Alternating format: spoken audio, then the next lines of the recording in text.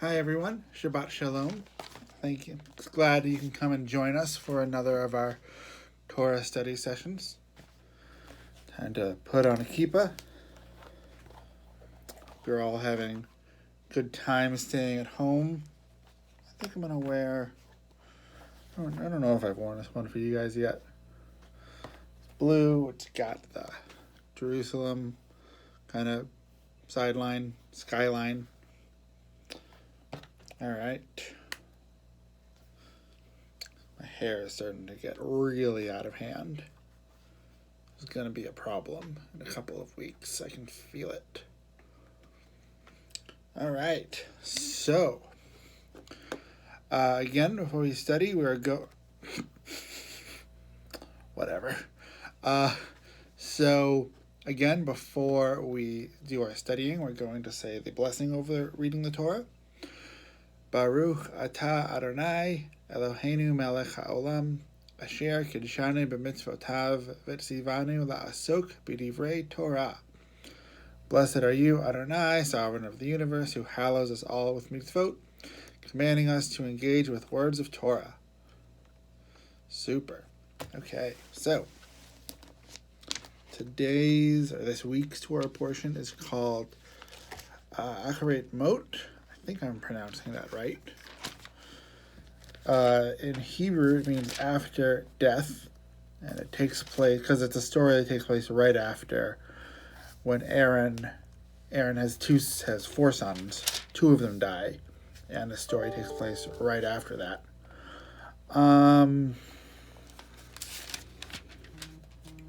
Acharei Mot. That's the name of this portion. We're going to read a short part of it. There it is. Okay. The Lord spoke to Moses, saying, "Speak to Aaron and his sons, and to all the Israelite people, and say to them, This is what the Lord had commanded. If any one of the house of Israel slaughters an ox, or sheep, or goat in the camp, or does so outside of the camp, and does not bring it to the entrance of the tent of meeting to present it as an offering to the Lord before the Lord's tabernacle, blood guilt shall be imputed to that person. They've shed blood.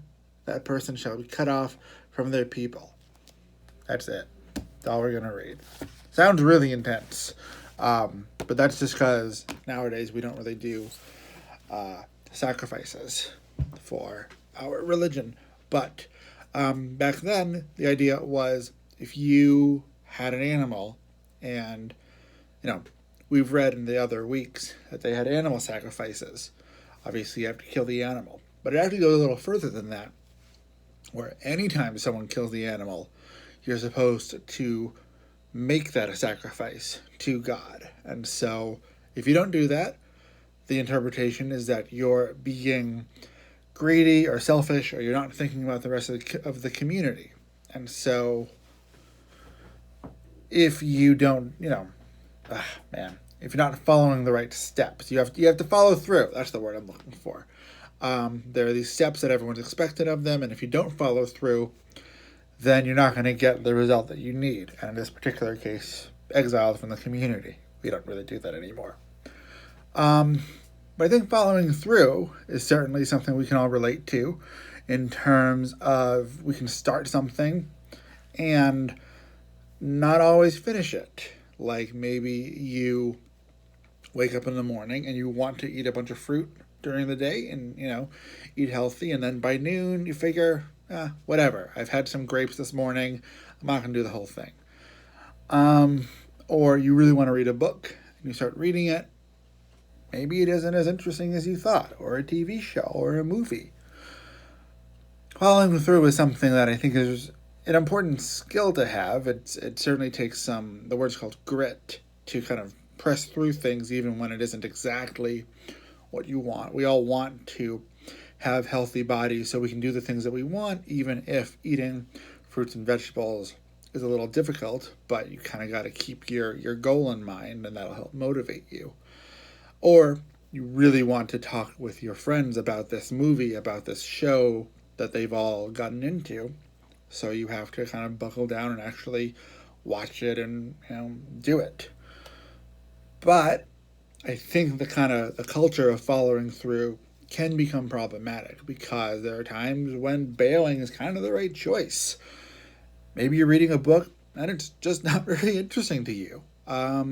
You and your friends, you're friends for a lot of reasons. If they're all reading this one book and you don't find that book very interesting, that's okay. You can still be friends with them, and they'll still be friends with you, I hope. Even if you don't all connect over the exact same thing. A lot of my friends are into some video games or some movies that I don't like very much. I've tried to get into it, and put some time into it, but eventually I figured, you know what, I'm gonna bail because this really is not that interesting to me. So, and it's difficult to know exactly when, but there are times when it's important to follow through and remember your goal and think, here's what I want to do, here's where I want to get to, even if the path there kind of sucks and is boring. But then there are other times when you're like, well, I don't really care about getting there that much. And this path is really boring, it's really dragging, and it's not interesting to me. So I'm going to bail. So I think the next time you are faced with that kind of decision, or you've made a commitment and you're wondering if you should really follow through on it, you should consider it through that metaphor of where do I want to go? How far is this path? How difficult might it be?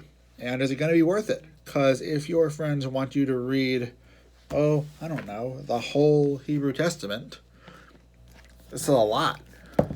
This is like 1,000 pages, or 1,679 pages.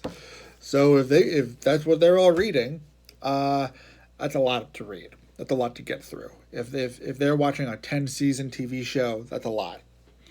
But if they're reading, maybe a page of a book, or a book that has 20 pages, or they're watching a TV show that has, 7 episodes, that'd be easier to do.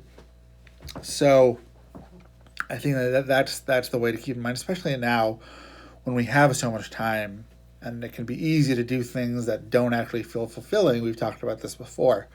To be mindful about how we're spending our time and keeping in mind what our goals are, so that the time we spend on that path, feels well spent, even if we don't like the activity that we're doing. I hope we do. But even if we don't, maybe we like the result. All right. I'm going to pull up some Misha Berach. And again, this is a prayer for healing. It can be physical, it can be mental, it can be spiritual. So you can think of yourself, or you can think of someone you know, or someone who just needs some attention, or some kind of healing, whether it's coronavirus related or something else entirely. So put that person or thing in your thoughts.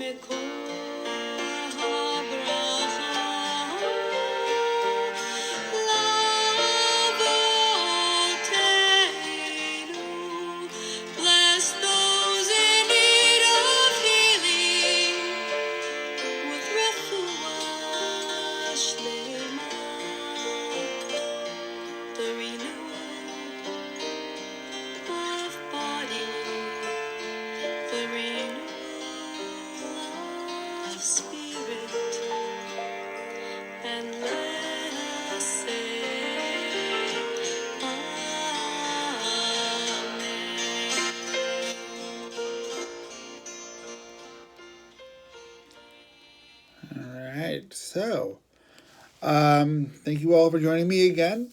Be healthy, and I hope that you have a good weekend. And I look forward to seeing you all next week. Again, if you have any questions about this, or you just want to talk about this or something else, feel free to email me on the Jewish Life email. And otherwise, I will see you later. All right. Bye.